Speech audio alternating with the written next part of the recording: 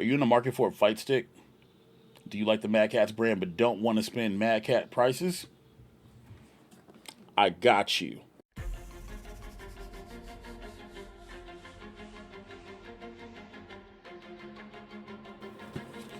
What's up, ladies and gents, and welcome to Mo Plays. Mo Plays is a channel where we talk about gaming and anything related to gaming, including accessories. So today, let's talk about the Gamesir C2 Fight Stick. Now, for those who don't know, this stick may look familiar. This looks like the Madcatz E.G.O stick, and for good reason. It looks like it because it is. So Madcatz bought Gamesir out a couple years ago, and they rebranded it, took the artwork and everything else, and made it the Madcatz E.G.O stick.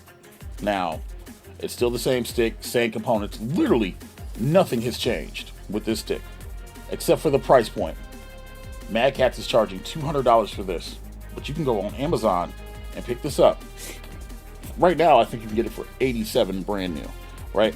So, it's got Sanwa buttons and sticks, you know what I mean? They're not clones, they're actual Sanwas, you know? Listen to that. Those are actual sticks and buttons, right? It's a wired connection, and it's universal. There's a caveat to this, though. It's universal within reason. So the thing about the E.G.O stick that a lot of people complain about is that for you to use this stick on multiple platforms, let's say you want to use it on your Nintendo Switch, or you want to use it on your Xbox, or your PS4, PS5, you need to connect your controller. You need to turn it on. You need to wire it up, and you need to sync it up, and then place the controller inside the Xbox. I've ordered 2 versions of the stick. Both versions don't work for me. I needed a stick for my Xbox One. I literally spent another $40 and ordered a Brook converter. You know, the Wingman, the Brookman Wingman XB or whatever it's called, right? It works out the box great for PC. You plug it in, it plays, it's like X input, and it's great. You know, like there are no complaints about the stick at all, functionality-wise. But if you're gonna make a stick that's supposed to be cross-platform, cross-play, etc., just make that stick. You know, just make it so that it's universal, and that will cost extra money, and probably for the price point they couldn't do it. But even the Madcatz E.G.O stick doesn't come in at that price point either, $199. When I guess they figured we're all just gonna mod them and put in Brooks converters and do whatever we're gonna do anyway. The stick is massive, it really is. If you guys look, you know, there's a lot of space. You know, if I'm gonna try to wine glass, I can do that. You know, if it's solid build, it has hex key sets, and if you need to take it apart, you know, it comes with a screwdriver. It literally comes with a screwdriver, and you can do what you need to do and get in there. This stick is perfect for a beginner or an intermediate.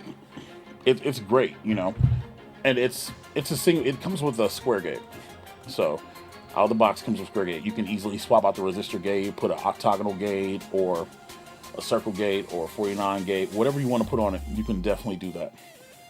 It's not cheap, you know. It's solid. It's literally just the Madcatz stick.